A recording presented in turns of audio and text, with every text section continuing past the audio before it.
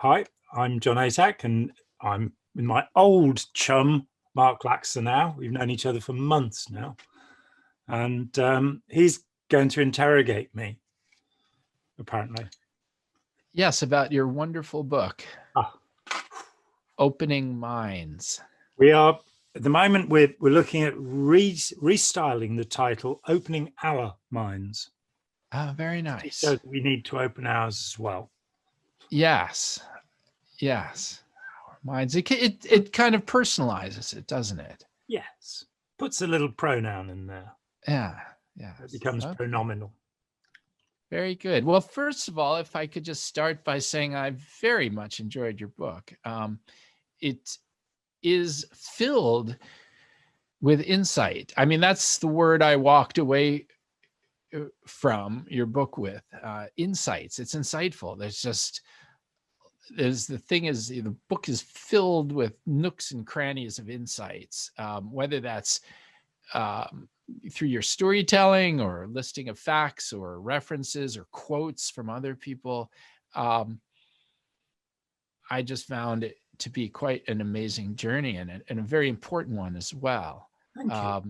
So I do appreciate you writing, and I'm going to say editing the book, because I can't imagine that a book so well written is something that you just did the first time through. And if you did, hats off to you. But it's your sentences are very powerful, and it's a strong book.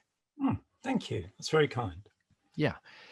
So one question I have, John, is are there, in your estimation, there are a lot of books like this. Why did you feel compelled to write this book? I mean, is the subject taboo? I've not read a book quite like it, but what do I know? I mean, I'm just sort of wondering. I mean, there's Robert Lifton. Robert J. Lifton. Yeah, and all sorts of Steve Hassan. And sort of like, how do you feel that your book is positioned? Why is your book different? Well, I think the important thing is that I'm not talking about cults. I'm not talking about, a particular slice of life. After I left Scientology in 1983, I went through the usual things, finding out about Scientology, and then sort of going, hang on a minute, how did this work? And then realizing that there were hundreds of other groups out there. And looking for what was common between those groups. Now, at first that took me off, I was reading about the Moonies and meeting Steve Hassan, our mutual friend, reading about the Krishnas and the Way International and the Bo Peep or Heaven's Gate, all of these different groups, and going right back through history, the Mithraean cults, the Gnostic groups at the beginning of Christianity. I just became really interested in what binds these groups together. And what differentiates good from bad groups, as far as I'm concerned, is that bad groups are authoritarian. They have a leader who demands obedience and followers who are willing to give obedience. And good groups have conversation, and they're able to accommodate new ideas and new evidence, and they're able to change. So originally I was stirred in the 90s by the thought of differentiating ethical from unethical persuasion. And the further I looked, I then started looking at terrorist groups and gangs in the 90s, and did quite a lot of reading, and really came to a conclusion, which I think Margaret Singer is the first person who observed it in the 60s, when she said that, having studied returning prisoners of war from Korea and women who were the victims of domestic abuse, that she was seeing the same sort of reactions, what we would now call post-traumatic stress disorder. And I started going, well, there's a commonplace here between all of these authoritarian relationships where one person has to be obedient to another person. And Michael Langone at the International Cultic Studies Association, when he read an early edition of the book, said that in his experience it had never been done before, and he ought to know. Bringing together these aspects and saying, well, you know, if you look at the way that Scientology or the Moonies will recruit you, there's a lot of similarity between that and the way that somebody who's selling you something, you know, some chemical product to wash things with, not mentioning any Amway or any other names, no, we wouldn't do that. No. When you look at Al-Qaeda's recruiting manual, you find these same sort of steps. And so it was sort of trying to bring it all together and say, how about writing a book that people can read that will act as a kind of preventative, be something where, and they'll see what is common, and also perhaps get over the I could never be fooled delusion of human. Sort of cult proof your society kind of book. Yeah. I think what I found was it seemed like quite a bit of the material was sort of, it was intellectual, it was academic, but it was mapped, it was translated into a language that was how regular folks speak. But so I felt like you were taking the professors, the academics. I don't really want to mention names because people might take it as an insult. In fact, it's quite the compliment from me. But taking their works in a way and taking your life experiences and your observations and putting it all together, mapping it into just common everyday speech. And I think that's incredibly valuable. So yeah, I mean, I had not read quite a book like that. And it sort of makes me again come back to why why are you the first person to write such a book? Is the subject so taboo? I think people, I think we live in an age of specialization, and generalism, it's not common. And I do think that our educational system is at fault, that people are not properly prepared before they're, you know, thrown down the rabbit hole of their particular profession. So even people who are working with so-called cult groups, with, you know, destructive cult groups, don't necessarily see, you know, as Margaret Singer very readily did, that you're dealing with the same psychology, and people tend to wall themselves in. And I think by understanding that, I mean, for me, it was a revelation coming down to simple terms. And, you know, in this edition, in previous editions, I've used the word either totalitarian or totalist. And indeed, I was quizzed about that. I did a seminar that's going out in Russia tomorrow, and with my friend, Professor Alexander Dworkin, and he said, well, I use the word totalitarian. I said to him, well, yeah, I did for a long time, but that word means total authoritarian. And I'm not just against total authoritarianism, I'm against any kind of authoritarianism. Right. And the example I gave him of the difference is that if you were a member of the inner C organization of Scientology, then you are in a totalitarian group where you have to do exactly what you're told, or you'll be put on the rehabilitation project force, and, you know, all sorts of horrible things, even more horrible than the life you're normally living, will happen to you. That's totalitarian. But when I was involved with Scientology, there was nobody was ordering me to do anything. Nobody was, you know, I was twice shouted at in 9 years, and I shouted back. When I had any complaints, I made them. I read books that criticized Scientology. So I wasn't within a totalitarian environment. I was in an authoritarian environment where I was still being told how to think, but the controls were not that intense. And for me, that is the problem, that there are some people who believe that they should be in charge. I was watching this great documentary called The Trump Show. Now we're allowed to talk about him. And there's this amazing moment, I'd never seen it before, where he says on film, I am the chosen one. And what a remarkable idea, that somebody should feel that inflated about themselves. And such people are authoritarians, and we tend in human civilization to have let those people be in charge, to have let people, it's not entirely true. There have been great politicians, there have been people who really cared about people, but very often we follow people who feel entitled and who feel that they should be in charge, and who don't like it when their words are questioned. Yeah.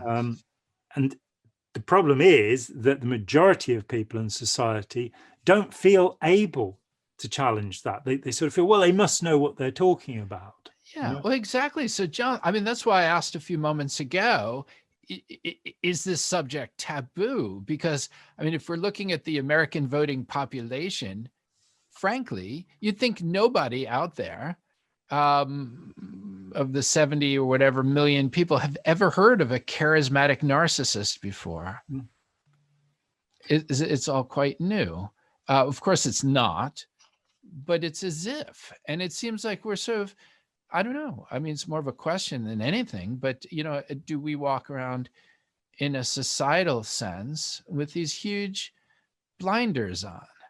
I think we do. And my friend Ira Chalef's work on intelligent disobedience and courageous followership, I think, is tremendously important to underline the responsibility that we have, and to look at our educational system and say it's obedience based.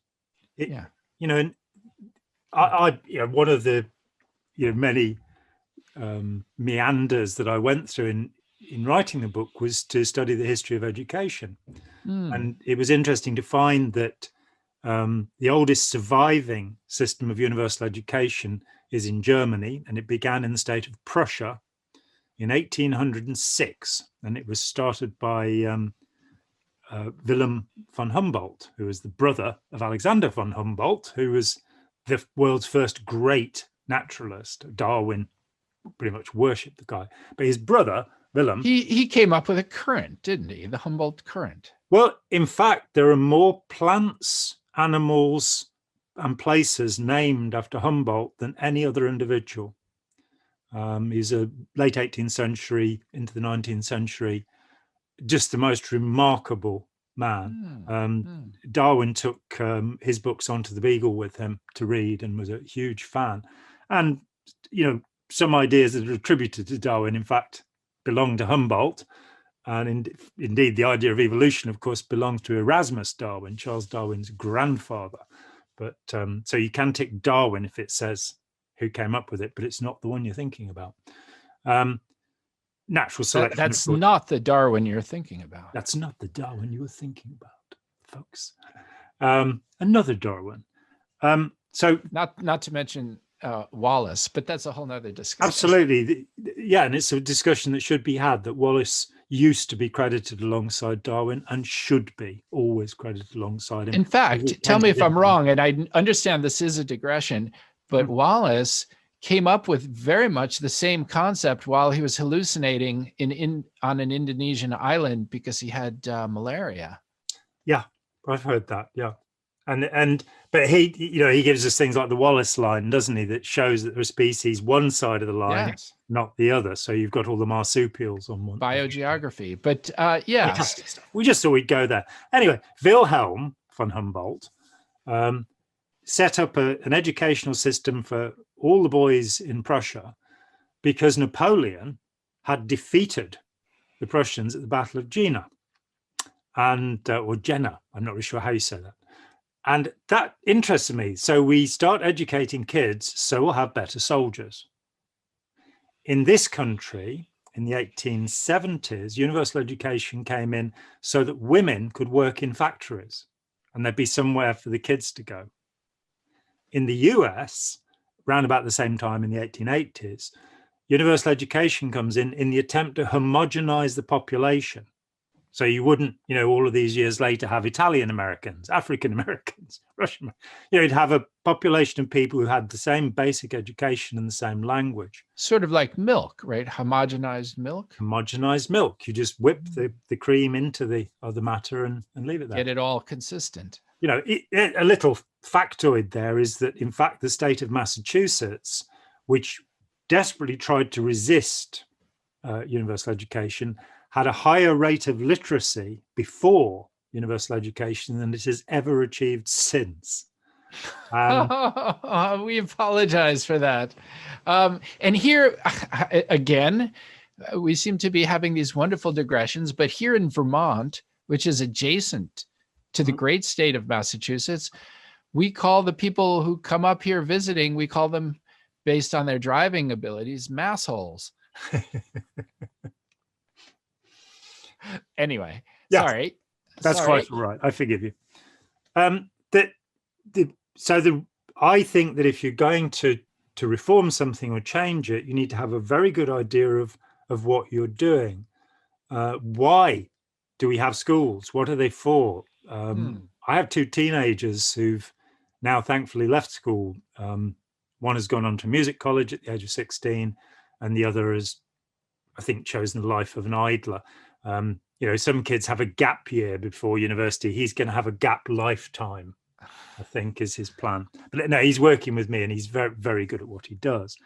But I kept being told year in, year out by teachers that you have to do the stuff that they teach so you can jump through the hoops.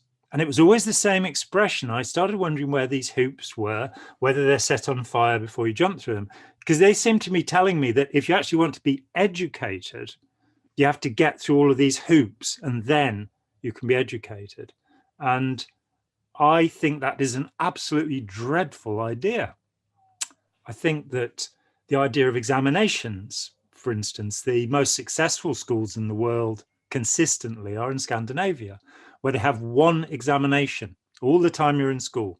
And that's the final examination. They don't SAT test you. They don't train you to answer questions in this way. And yet they have higher literacy and always do have higher literacy than any other country. And they're usually very high up in numeracy. So my concern with that sort of way of thinking is, gosh, help us. I mean, it sounds like if you were in charge, we'd have people thinking creatively and freely.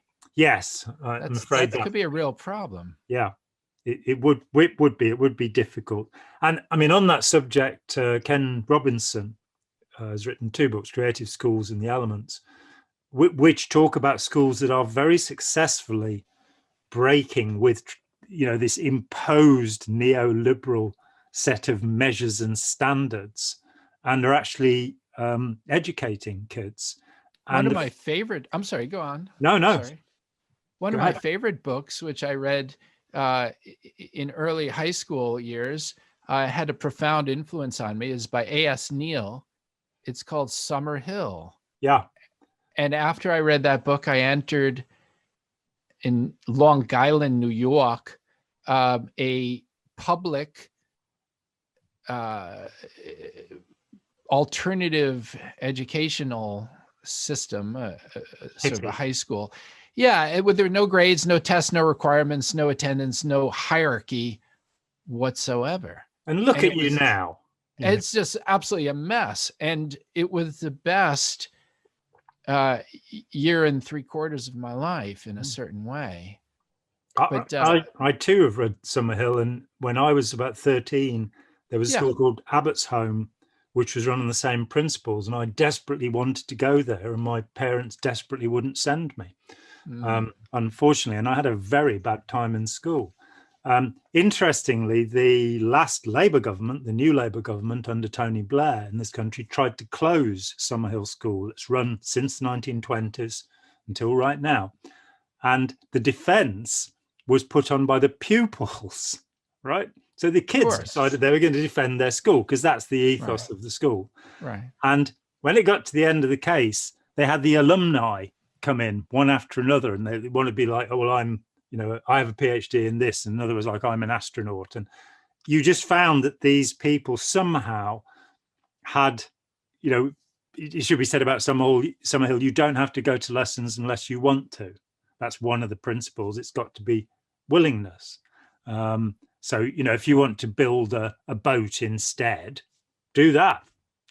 And what happens is that I'm not sure that it's still working, but it certainly was working, and it certainly works for certain types of children. And I think we've gone too far the other way into some kind of Victorian idea that you stuff information into people's heads and then test them on it. When, I mentioned it in Opening Our Minds that Thomas Edison set up a test, and to go and work for him, you had to pass this test. Einstein failed the Edison test. Einstein, when asked what the speed of light was, said, "Oh, I got it written down somewhere." Right. And it's two different types of intelligence. And then again, getting back to the book, as you were just doing, in terms of education, I'm just sort of thinking about the way you start the book, which I loved. I mean, it just pulled me right in, and you're describing hucksters. So you get this phone call, and it's Microsoft on the phone, if I'm remembering correctly. So they claimed. So Microsoft, and not only that, but it was Microsoft Gold certified. And they were it was a scam. It was a scam over the telly. No, it was over the phone. And I guess my question, coming back, A, to your book, and B, to our discussion now about education, is why are we not taught that stuff? Why are we not taught about, like my dad may have mentioned something in passing, like, be careful out there. It's a tough world out there. I mean, he did, actually, both parents did, but it wasn't the way that I'm studying, in school, geometry or ancient Greek history, where it's step by step, and you examine what the Trojans did this and why they did this, and you go into depth. Why are we not taught in schools, or led to study create our own educational pathways to understand when we do get that phone call? And my son, who's 13 years old, the other week, or was it the other month, maybe a month and a half ago, he came, Daddy, oh, I found this wonderful website, and I can get this day pack for $90, and we just have to And I looked at him, all right, let's check it out. And I very quickly explained to my boy that this was a scam. And he looked at me, kind of a bit rolled his eyes, not entirely, but just halfway, like, oh, what do you know? You don't know Snapchat, and you don't know WeChat, and you don't know TikTok as well as I do, or Instagram. So what do you know? And the reality was, after about a half hour of looking into it, he nodded his head and said, "Gosh, Daddy, thank you for protecting me." So I don't know why we don't more institutionalize protection from fraud, sweet smelling sounding fraud, within our churches, within our religious new age, blah, blah, blah, our phone calls from Microsoft. I just don't know. And why don't we teach basic principles of psychology that have been well established for decades? Why don't we teach assertiveness? Why don't we teach communication skills, how to get on with people? Why don't we teach critical thinking? There is a little bit of that now. And reasoning. I think possibly because our educational system was thrown together very hastily during the 19th century.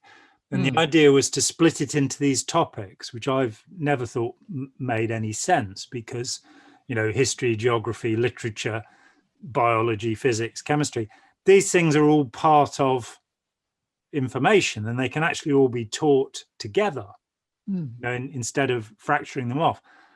But one aspect of the curriculum was dropped out, and it was dropped out in the Western world, I think everywhere, pretty much in the 1950s. And that was the subject of rhetoric. And it used to be that you learned Latin and Greek so that you could read Cicero, the great orator in Latin. I've never read him because I don't read Latin. Latin percussion, I can do that. That's okay. But reading Latin, not so easy.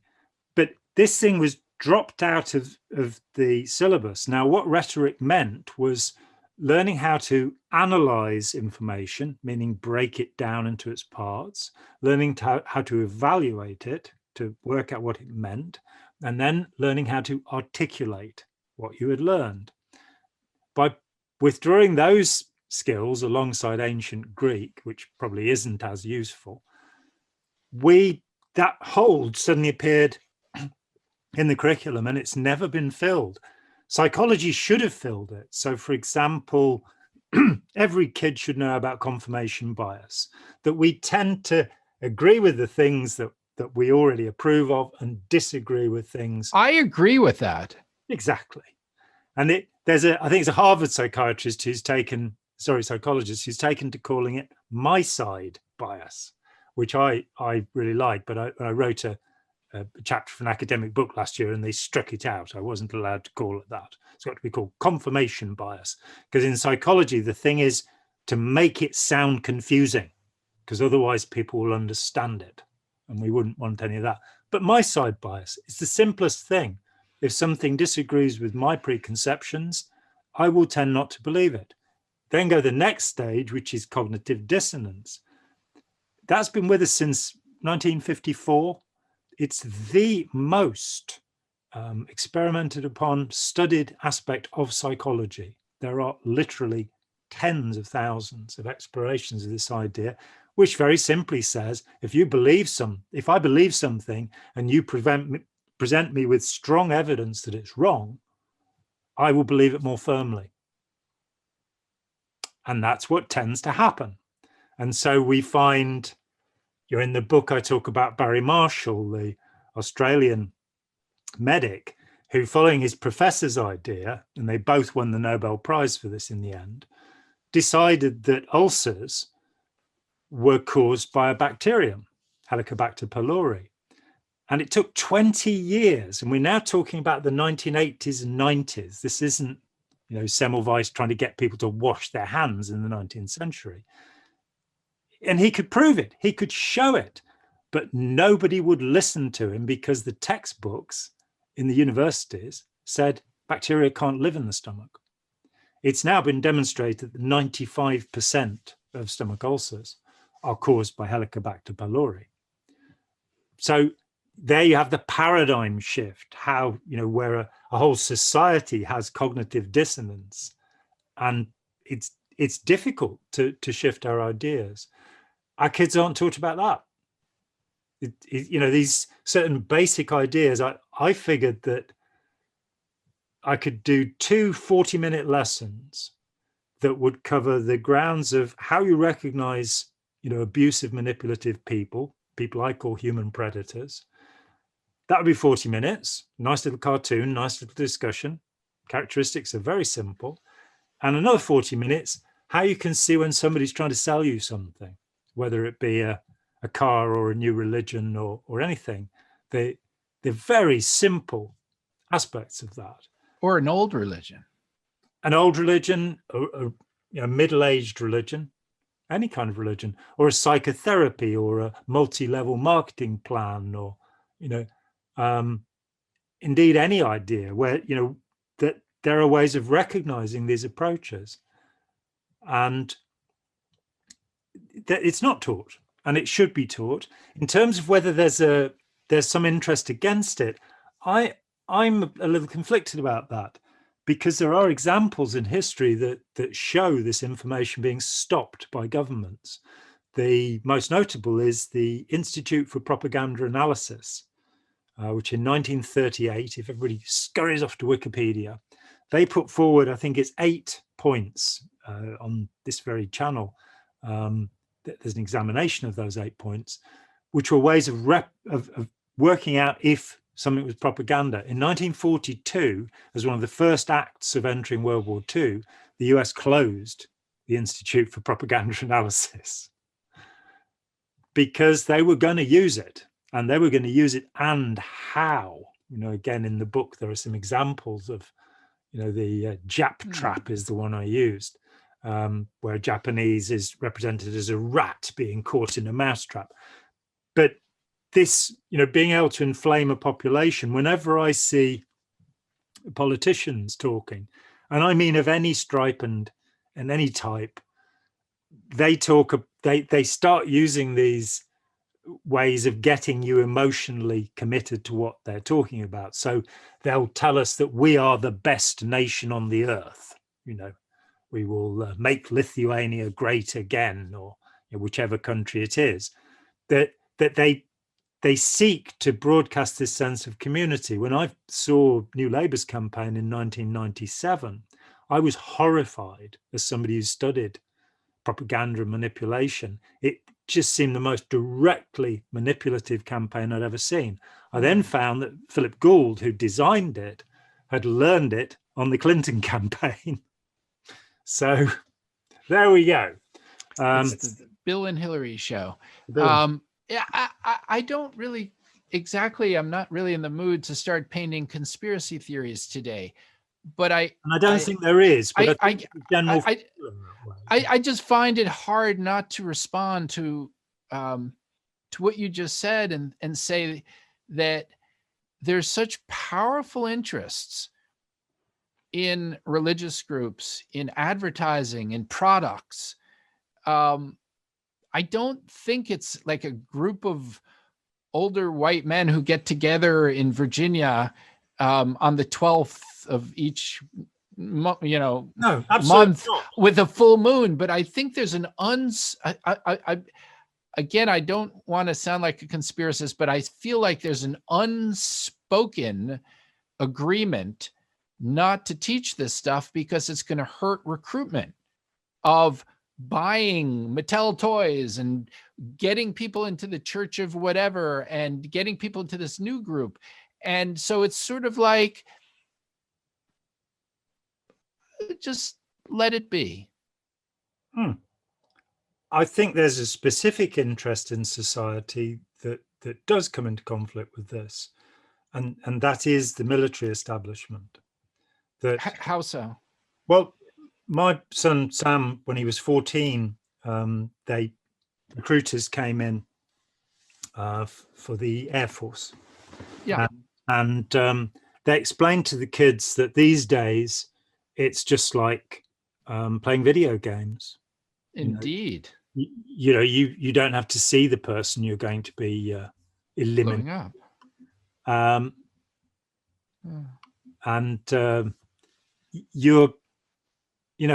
and he was the thing is, he was the only kid who came out of the class going, this is awful. These people are talking about killing people. And the kids in the class are going, oh, wow, I hadn't thought about it that way. So I think there's a part of the way the state holds together is it has to be able to have a military. It also has to be able to have a police force. It has to be able to have intelligence services. Politicians themselves don't really want us understanding. I think the great mistake that happened in the 90s was that the spin doctors started writing books, and the politicians should have written contracts with them to say, you don't tell anybody about this stuff. There's an amazing TV thing.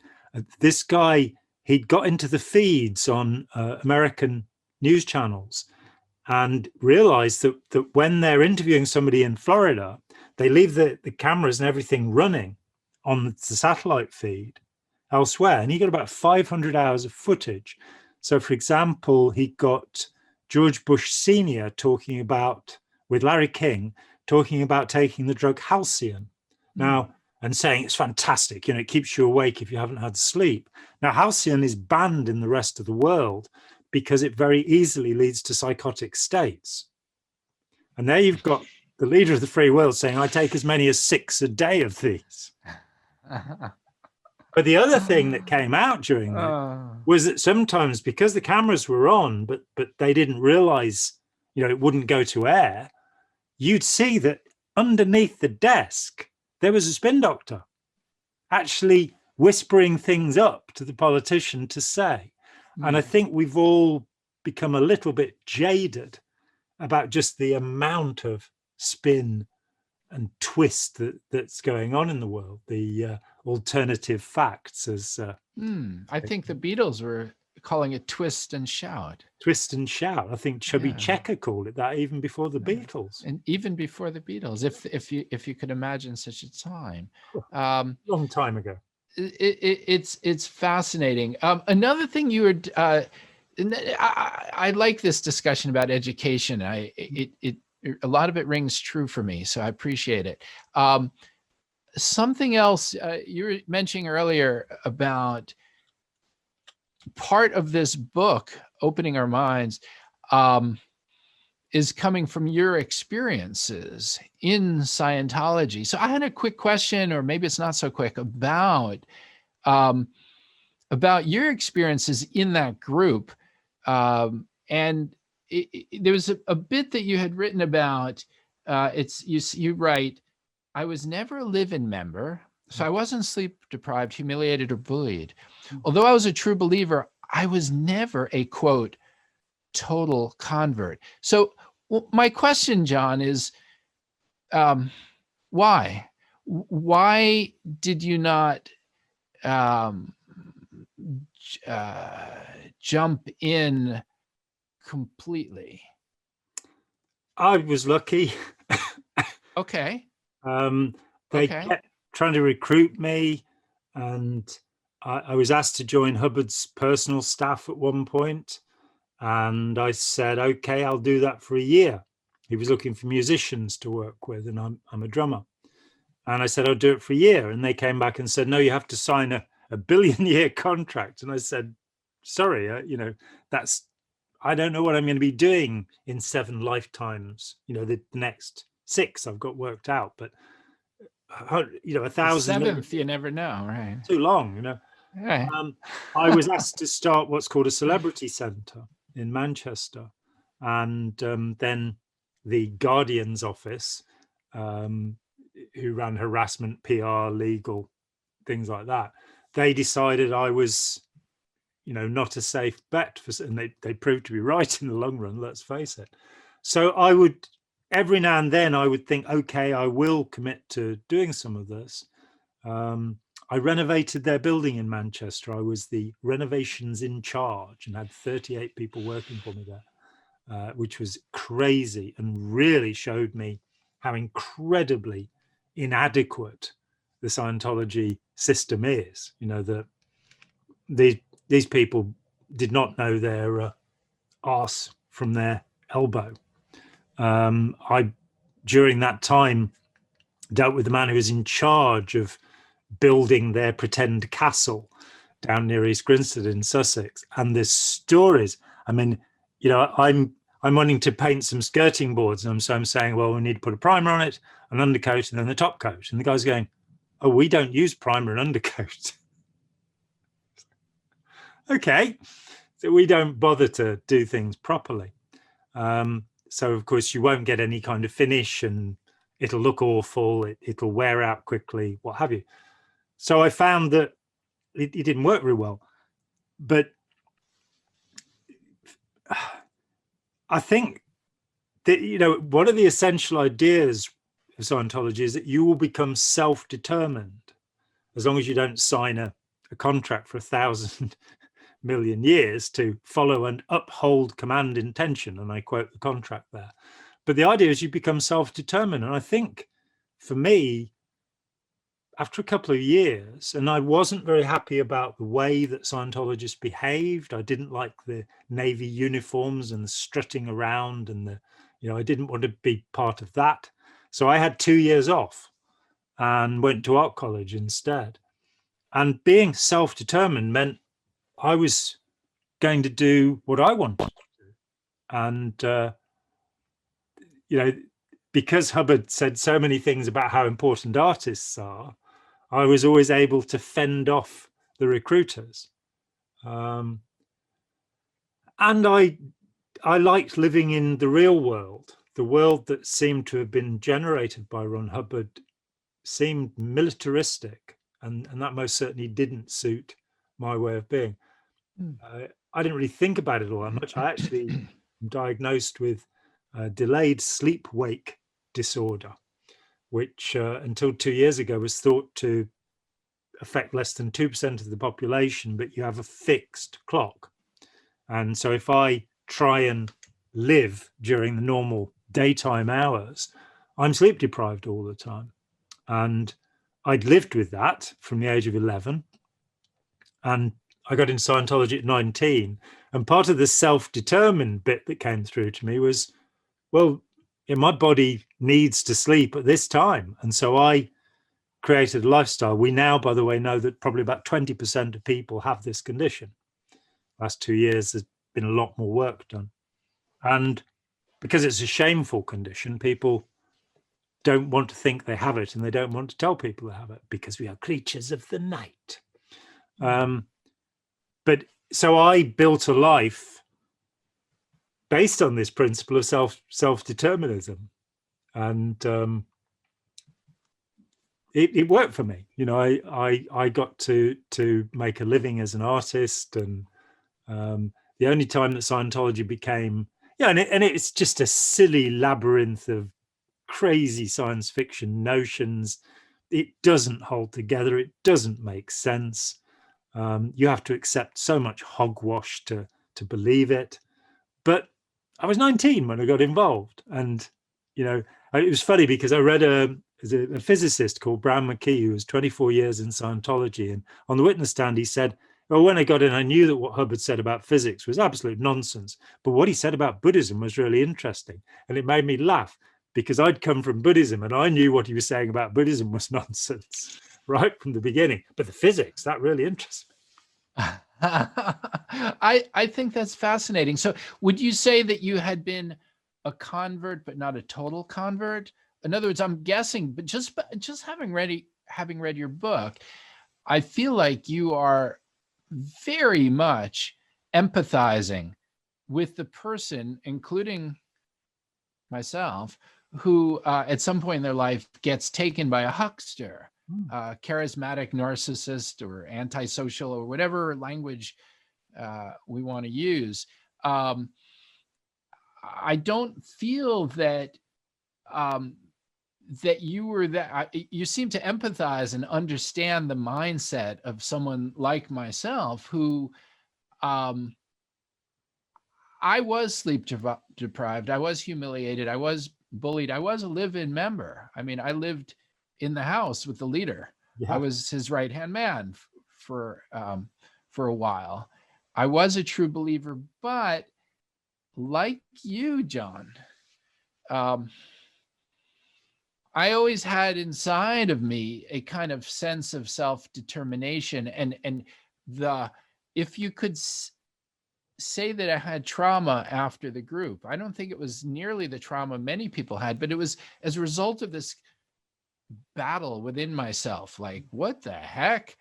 And I'm imagining Trumpers are doing this as well. It's like, on the one hand, you love this guy and he represents your values. I don't mean you, one's values, and he's our leader and stuff. On the other hand, you could see the guy is taking people for a ride. And so there's this battle inside oneself that one tries to sublimate and not share, which can be very destructive, as I understand it, to somebody's psyche.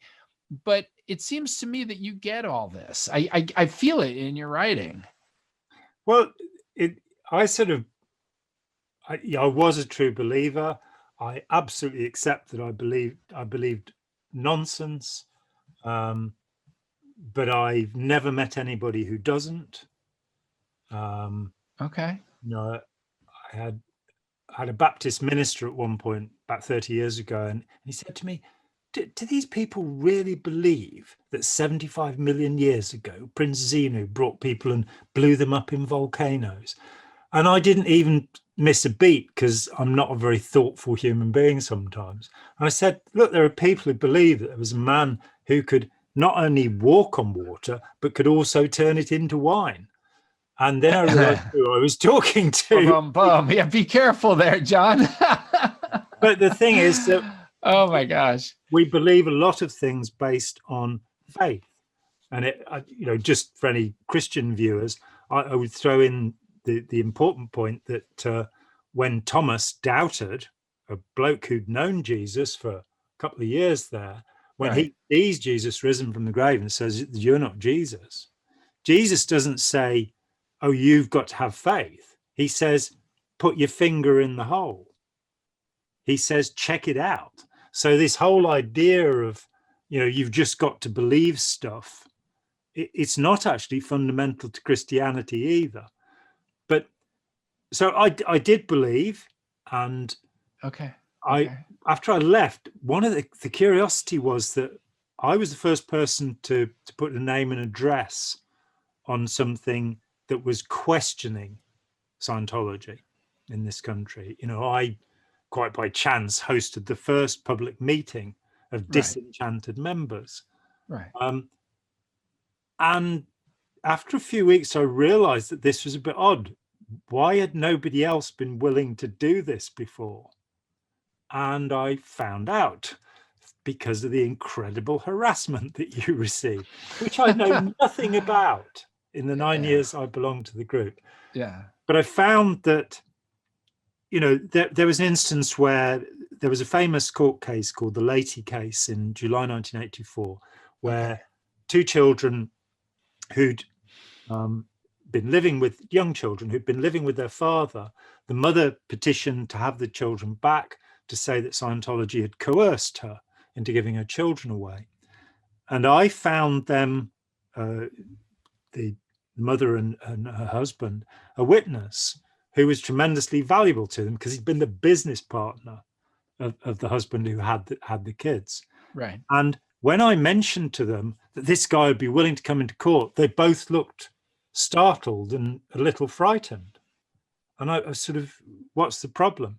And the last time that the husband had seen this guy, the guy had held him up against the wall and threatened to punch him, as part of making him comply with Scientology. And that there was a tremendous amount of fear. Fear was, Scientologists talk about your emotional tone. It suddenly seemed to me that fear was what was driving most people, that they hadn't really achieved these wonderful states that they boast about. They were just terrified. Yes. And of course, if I could just interject, that takes us right to the beginning of your book again, in that there's this fear from that phone call from the Microsoft Gold certified engineer. There's a fear that this virus app thingy is going to wipe out your hard drive. You're going to lose all your data, and you don't have much time. You have to, hey, hurry up. You have to decide now. Hurry up. And so there's this palpable sense of fear. I could feel it as the reader, and it wasn't happening to me. But I could envision it. I could empathize with your plight. And I certainly can also empathize with your story about the Scientology fear. I mean, I was sued $30 million by the cult leader that I had studied with when I started sharing what actually happened in the group, including the nice things. It wasn't all bad. It was actually a human experience. And it turns out, John, just to, again, cycle back to your side, your story, the lawyer was somebody who was helping Scientology. So the lawyer was helping a number of cults. Must be quite lucrative. Yeah, I'm told that the Watchtower, the Jehovah's Witnesses, are now employing people who've worked for Scientology. So very lucrative indeed. Indeed. So so let's keep moving. I just really enjoying this interview. Or discussion. So here's another question.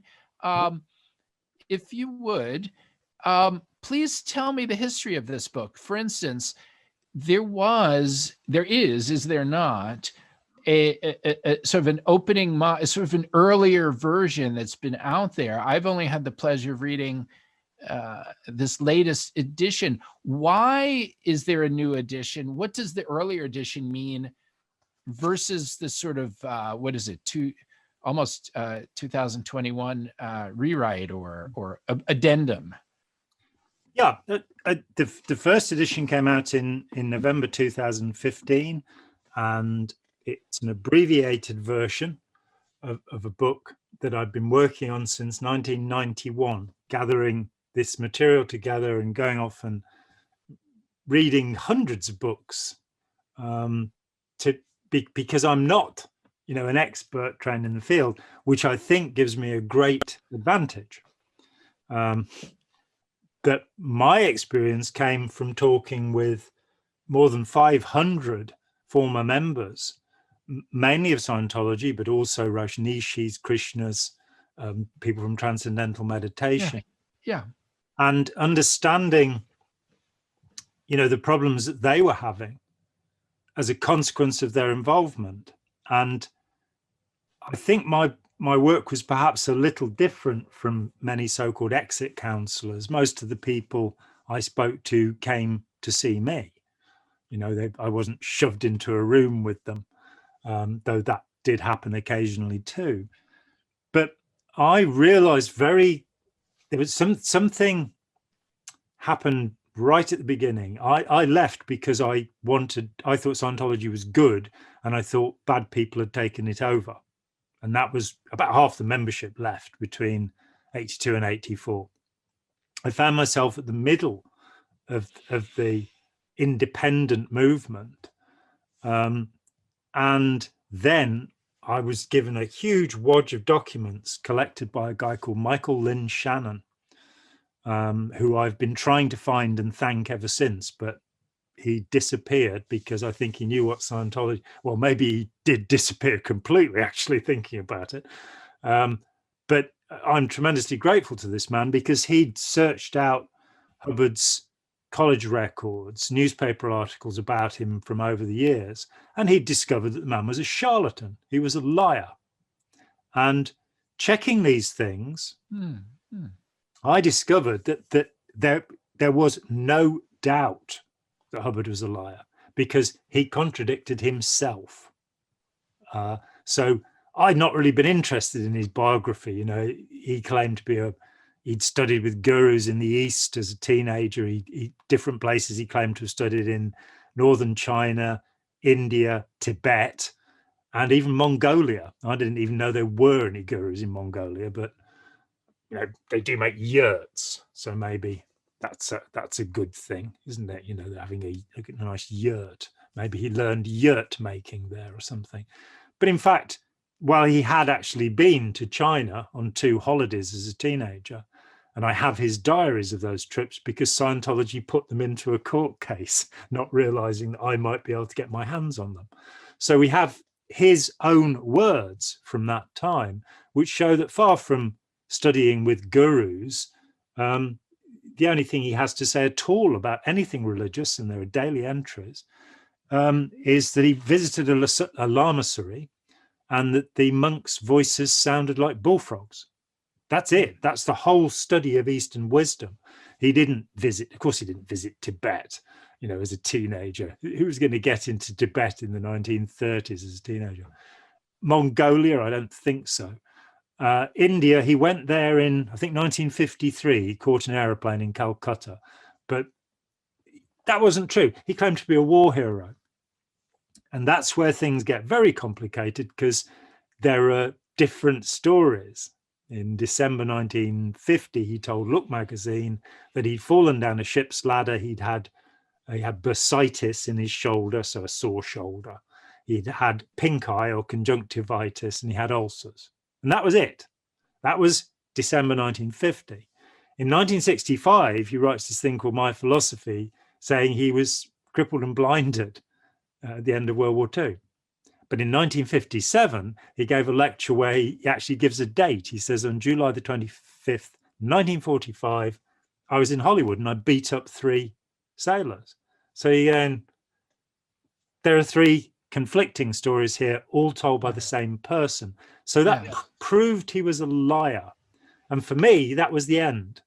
It took me a few months to unscramble my head. But as soon as I knew he was a liar, I wasn't going to believe that Scientology worked to, help people. What shocked me was that almost nobody I talked to shared my opinion. They all sort of made some justification. Yeah, he was the Prince of Darkness, but he did good work. Yes, he said honesty is sanity and he is therefore insane, but Scientology is sane. That's a doubling down, isn't it? It is. It's doublethink. There's no facts that would sway somebody's mind unless they make some internal shift.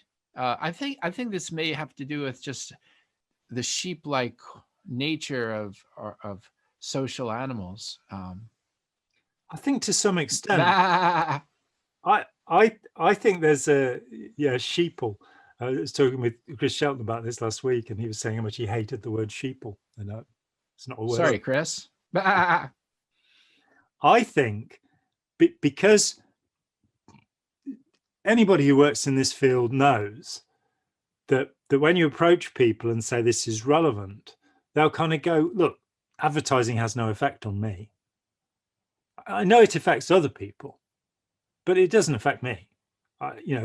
We know that. And it's taken me years to work out a simple reason for that. And that is that if we stop believing our perceptions and our interpretations, then we will live in a fog.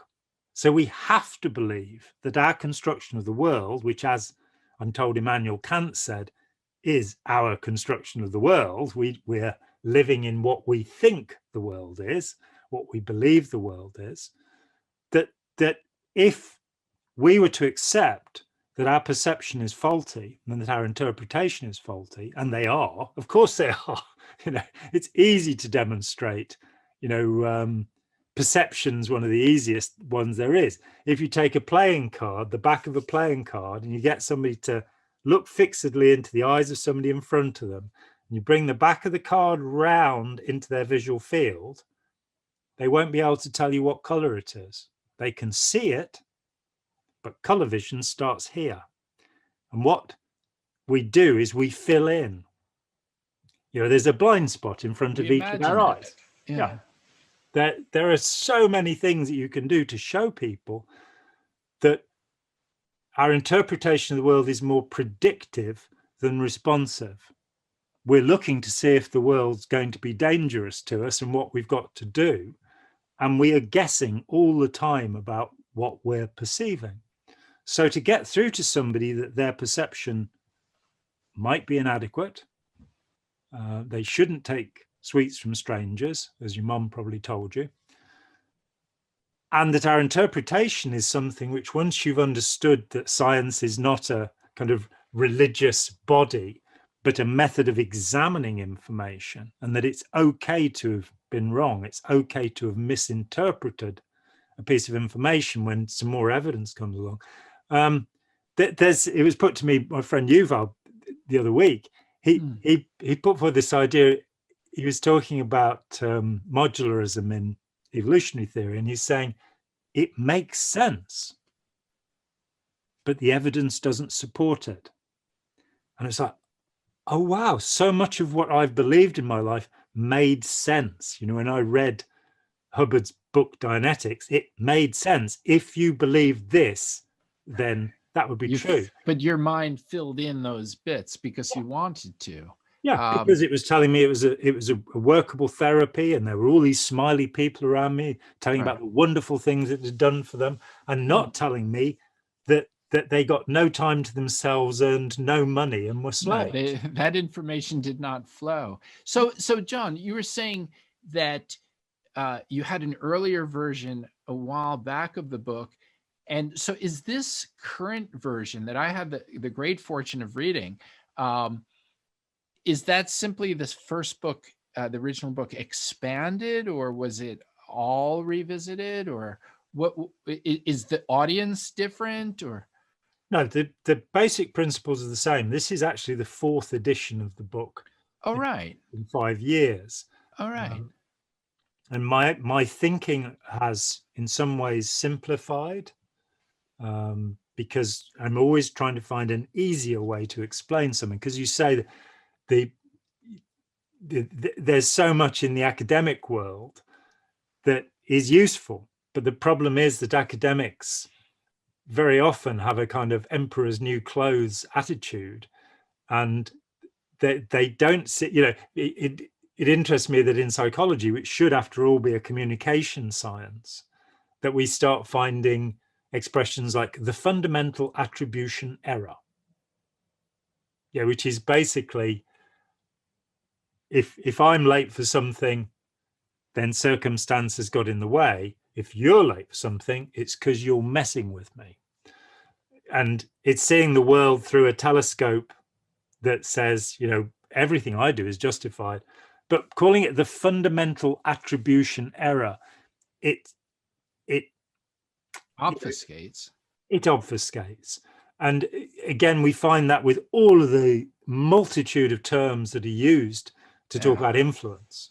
Of course. And we both know that through obfuscation therein lies power. Yes.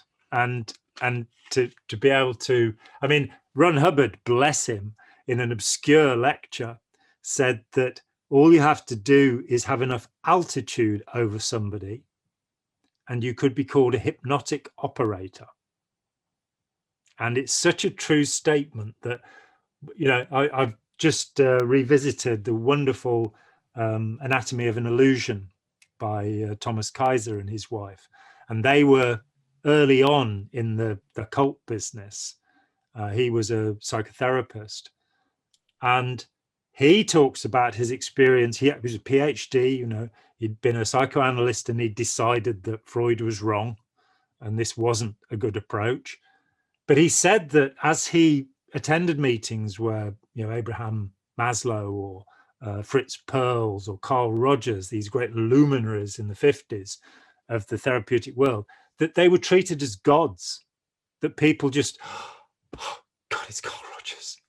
And that this was so entirely wrong to give authority to people, to give rank to people. And Otto Rank may have been one of these people, to give rank to people simply because of status, rather than because... John, I'm sorry to interrupt at this moment, but you are quite the troublemaker. I'm sorry. Yes, it's true.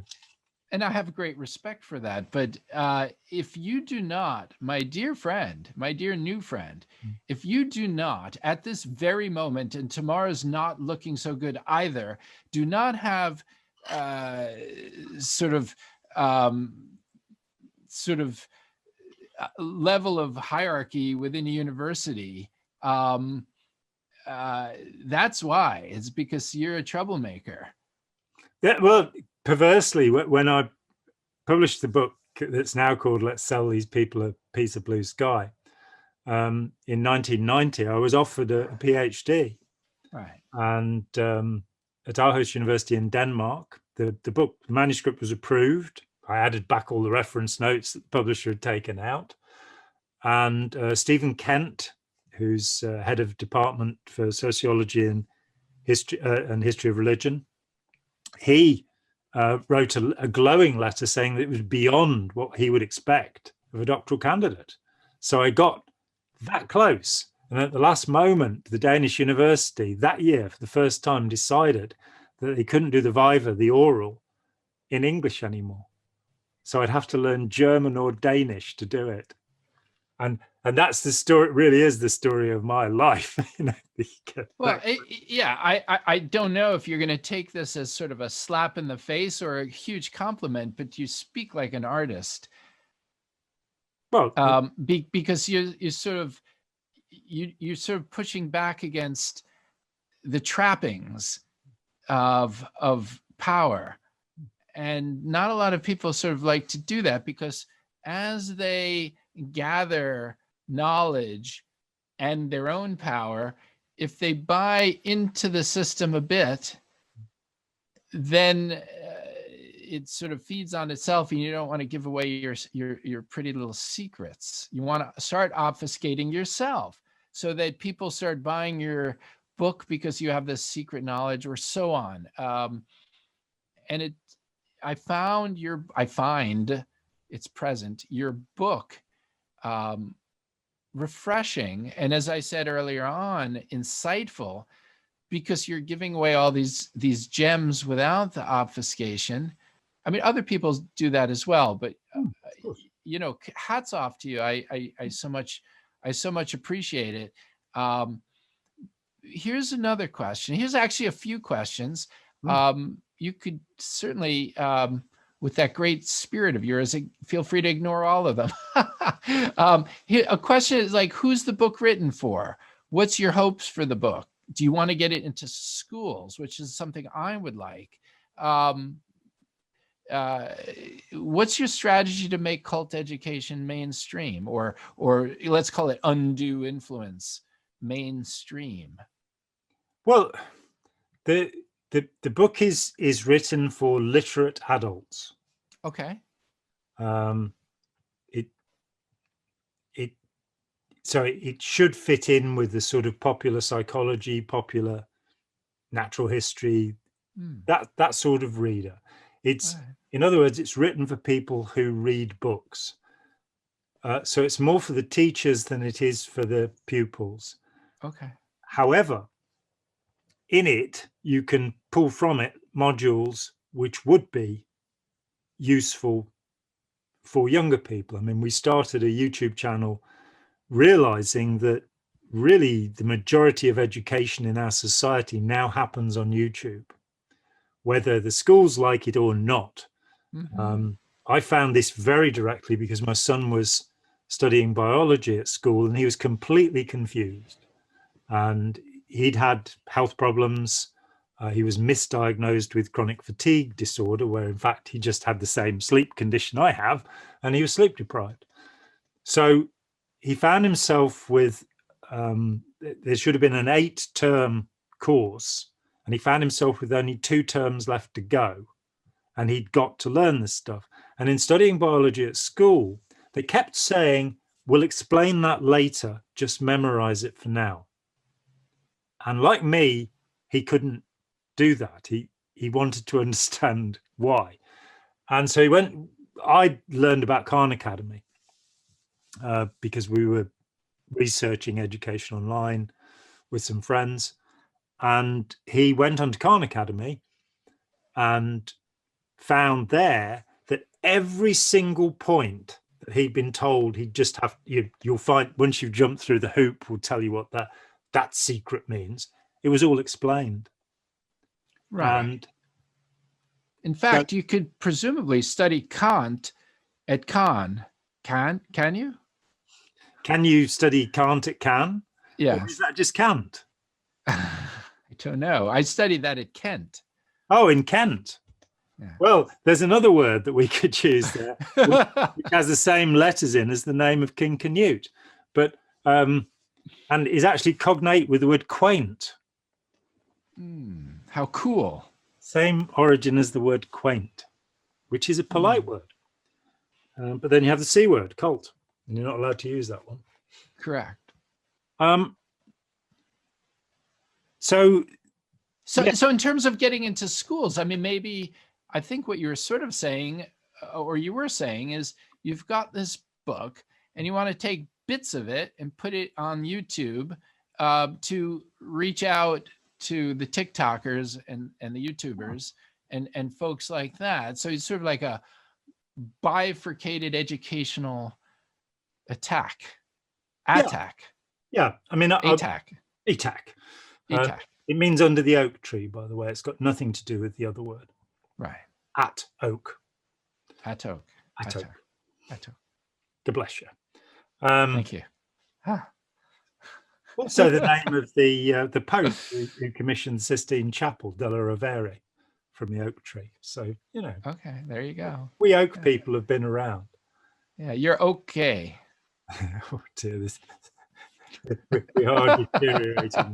It's getting worse and worse here. yes, the thought was, first of all, that the book was written as part of a wider project. There was a website that I was working on, which has sadly been withdrawn by the people who commissioned it, while they rework it and do what they want to do with it. But I wanted to create, I think, as I say, that YouTube is where people go, particularly younger people. You know, my concern is prevention. I worked in recovery for many years and helped about 600 people with getting over the after effects of. It's a bit too late by then, isn't it? Well, it's just that it takes so much work to, as you know, to recover. As I say, the prevention I could probably do in 2 40-minute sessions. So my experience with, it's variable, but with ex-Scientologists, Conway and Siegelman, when they wrote Snapping, said that Scientology probably had the most debilitating set of rituals of any cult in America. And they talked about Moonies and Krishnas recovering within 3 to 6 months, unaided, but Scientologists they thought would take 12 and a half years. And I wrote to them about 5 years ago, because they said that way back 30 years ago. And I wrote to them, and I said, that was a guess, wasn't it? You know, because the reality is probably that unaided, the majority of people who've been through Scientology, it will stay with them for life. They may well change the language, they may not use, and they may not practice Scientology as such, but their mindset will have shifted because it is so profoundly invasive. It dislodges everything that was there. So they won't talk about the overt motivator sequence anymore. They'll call it karma. But without having studied any of the Hindu or Buddhist texts on karma vipaka, they'll just have, what goes around comes around. And though they, in Scientology, one of the things that surprised me coming from Buddhism, of course, Buddhism and Hinduism speak of the fear of the eternal return, that you're going to be born again and again and again on the wheel of suffering. And of course, the New Age and Scientology viewers, I'll be able to do it in my next lifetime. Well, you're meant to be escaping all of that into nirvana. But they'll believe the same principles. Another one, I had a friend who came to me and she said, why are you wasting your time helping these Scientologists? This was some years ago. They've pulled it in, i.e. it's their karma. And so I said to her, if a 4-year-old child was going in front of a bus, would you stop that from happening? Or is it their karma? Is it their, they due to have this happen to them? But the mindset continues. And the problem with that is it's an anti-compassionate, narcissistically selfish set of views. Possibly the reason that Scientology was successful, and it isn't being anymore, thankfully, was because it does appeal to the worst in people. The most selfish things. You're a god, and we can release your godlike powers. You'll be able to float around and see into through locked doors, and all sorts of wonderful things. Make planets explode. Must say, I never really wanted to do that, but maybe in my next lifetime. That you make people believe that they're not really responsible for other people, that it's their fault. It's the criticism that Arthur Koestler made because his friend Aldous Huxley had got so deeply involved with ideas from Zen Buddhism and Hinduism. And he went to India and Japan in the 50s and wrote a book called The Lotus and the Robot, Arthur Koestler. That's not the fellow who wrote Darkness at Noon. That is the fellow who won the Nobel Prize for Literature for writing Darkness at Noon, I believe. I got a very nice compliment from somebody who ran the American Family Foundation, who said that my first book was Today is Darkness at Noon. Wow. Take me for a ride. That it was, and then of course I ran out and read that book, which is such a powerful book. I don't think my book anywhere comes near that, but Yes, Arthur Koestler. Yes. He went to Japan and India and looked at how Zen Buddhism is practiced in Japan, and looked at the guru system, the swamis in India. He drew certain conclusions. The one I remember is him talking about charitable work in India. And he said 98% of all the charities in India are Christian. Because once you've accepted that people deserve what happens to them, you have sucked on a bitter pill. You have done something that, unless you want to narcissistically improve your own karma by being nice to people, it can take away social responsibility. I think the inordinate poverty and the caste system I was just about to say, that is the caste system, is it not? It's I think it's all very, very dark, and I find that a lot of my dear friends who were in the group I was in, they pretty much have very similar views. I'm just agreeing with you. Pretty much the same views. And I feel like I've stepped back from a lot of those teachings. And I just think that they're memes that are self-serving. We could look at least in the United States, we could look at the political right and say how wacky that is. You're not in touch with reality. You're sort of on the edge of fascism and so on and so forth. I find it fascinating when I look to the left, which is sort of my more natural home. The people there are with the deconstructionist philosophies and words have no meaning, and this everything, the universe has said, the universe is speaking to me. This karma thing, it seems like it could be it's different. It has a different flavor to it, but they all sort of touch upon narcissism and stepping back from personal responsibility for other people's suffering. The me generation. I'm just sort of repeating what you just said in Latin. Ipsne igel the usum e iorium. Yes, dog Latin. Did you ever read Winnie the Pooh in Latin? I didn't read it in Latin, but I did read it all in English. And somebody told me that was fiction. No, it's all true. Yeah, Pooh and Piglet. I've been to Pooh Sticks Bridge. It's real. Yeah, it seems real to me. Yeah, it was rebuilt by the National Westminster Bank in 1978, but it is real. And the 100-acre wood is actually only 30 acres. Well, you downsize a bit, and I think that's why Eeyore has been so depressed. But then you come upon books like yours, and there's plenty of room for hope. I think that's a really important thing, and that is what spurred me on. In the 90s, when I started thinking I've got to write this thing, I was working on a novel at the time, and I went to stay with a friend of mine, and to have a week off, so I could just work on my novel. And his marriage was coming apart. And so there was the peaceful attitude, so I thought, well, what should I do? And I ended up drafting what I saw as 4 segments of TV documentary. And it surprised me, because when I started making those notes, my attitude was fairly negative about what we might do and what might happen. In fact, so much so that when I read some of the notes to a friend when I was over in LA, he said, stop it, it's all too dreadful. And it's like, no, the good bit's coming.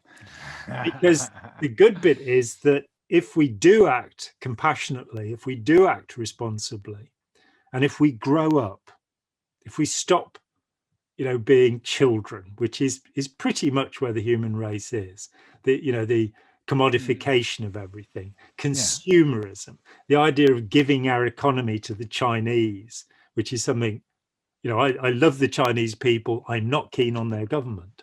But the idea, when Nike moved to Indonesia after globalization began, this idea of having these slave colonies where we could produce cheap goods, it always, before I read Naomi Klein's wonderful No Logo, I was already very worried about what was happening in the world, that we were still really enslaving people. We were forcing them into situations.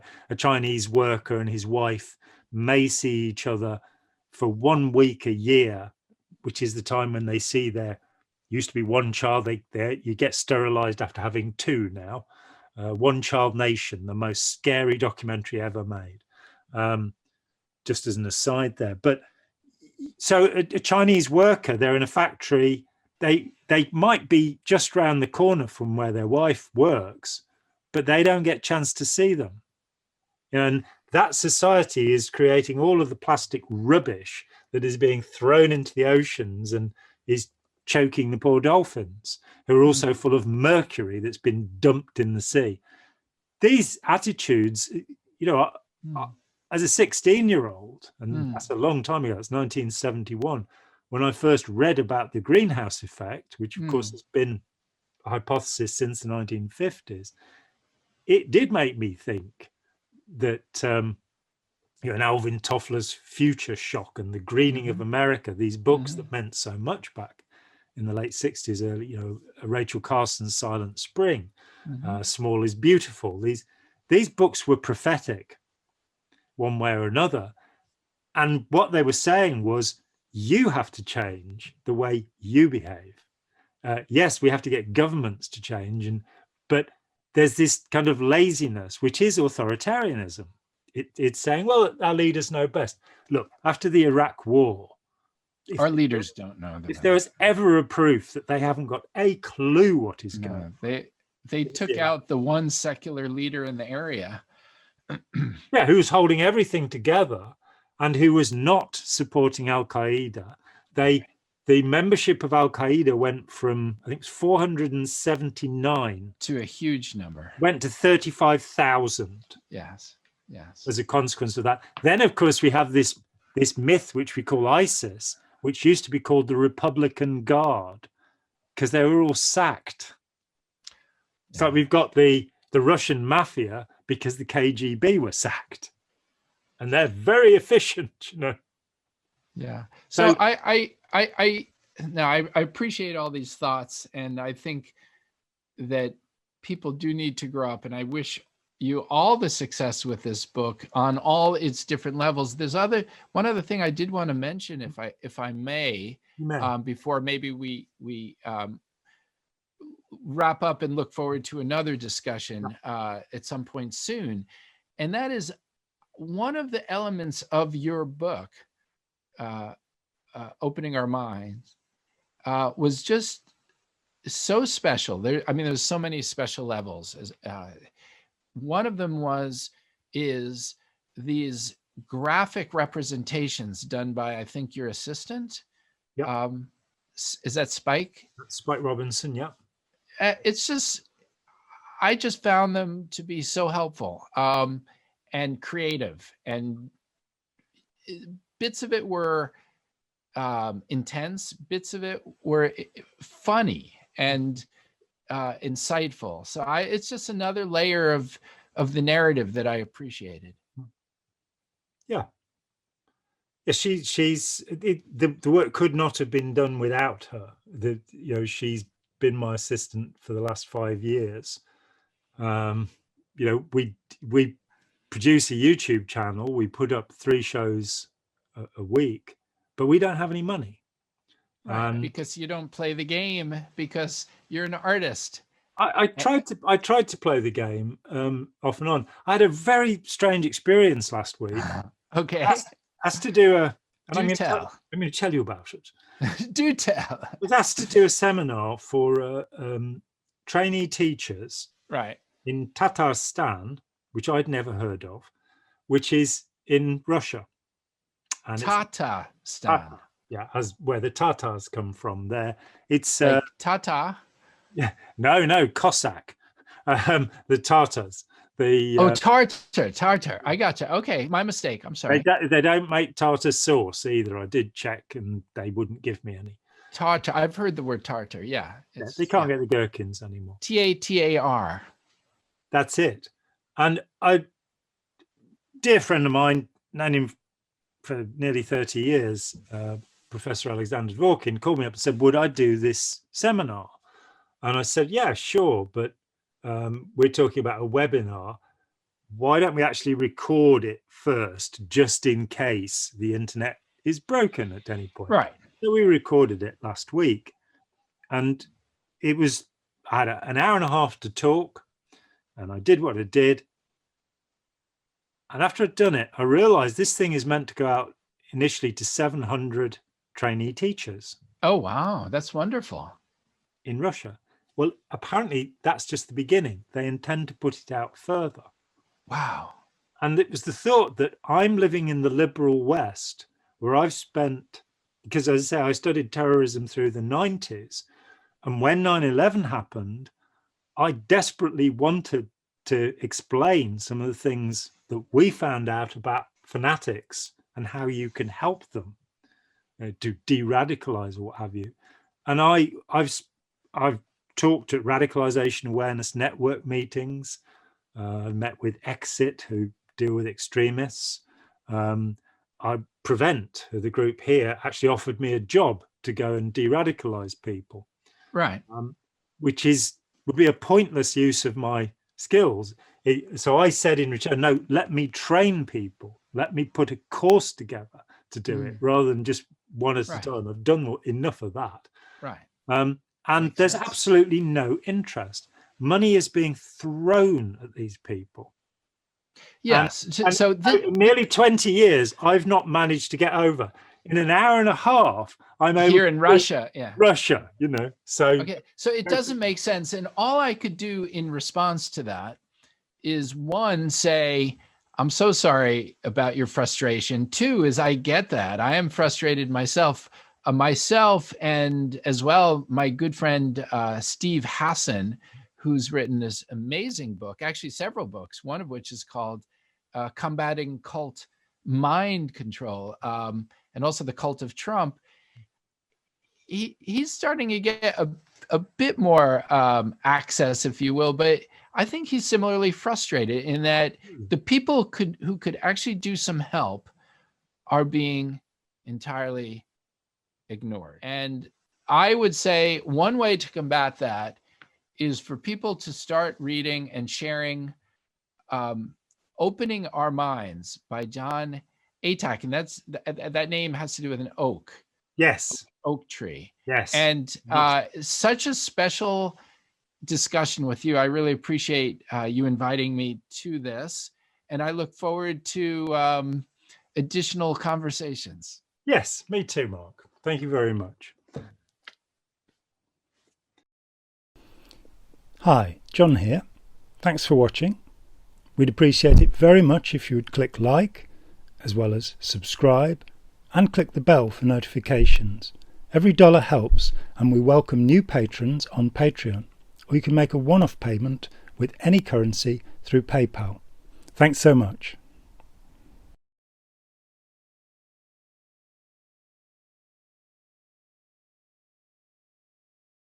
Ipsne igel the usum e iorium.